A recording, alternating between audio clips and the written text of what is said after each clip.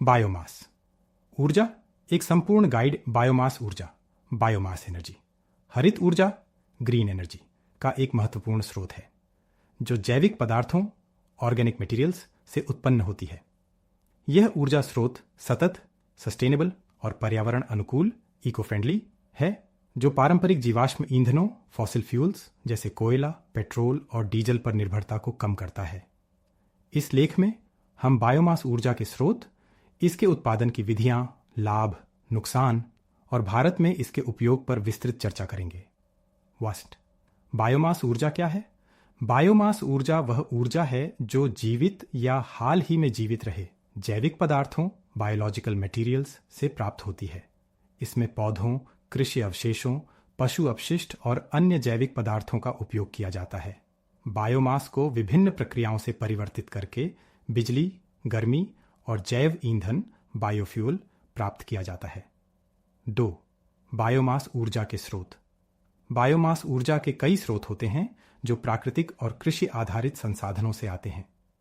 इनमें मुख्य रूप से शामिल हैं ए. वनस्पति अवशेष प्लांट रेजिड्यूज, लकड़ी और लकड़ी के अवशेष वुड एंड वुड रेजिड्यूज, फसल के अवशेष क्रॉप रेजिड्यूज जैसे गेहूं और चावल के भूसे, गन्ने के अवशेष बांस, घास और अन्य जैविक पदार्थ। बी. पशु अवशेष एनिमल वेस्ट, गोबर और अन्य पशु अपशिष्ट काउ डंग एंड मैन्योर, मुर्गी पालन और मत्स्य पालन से उत्पन्न जैव अपशिष्ट। सी. कृषि और खाद्य अपशिष्ट एग्रीकल्चरल एंड फूड वेस्ट, फलों और सब्जियों के छिलके खाद्य प्रसंस्करण उद्योग से बचा हुआ जैविक कचरा। डी.